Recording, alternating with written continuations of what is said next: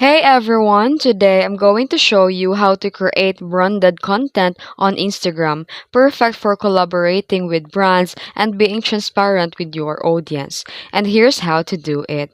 First, make sure that your account is set to professional or creator or business type. Then go to your profile. Then here tap the menu, then click the settings and activity. Scroll to the branded content and enable the option tag business partner.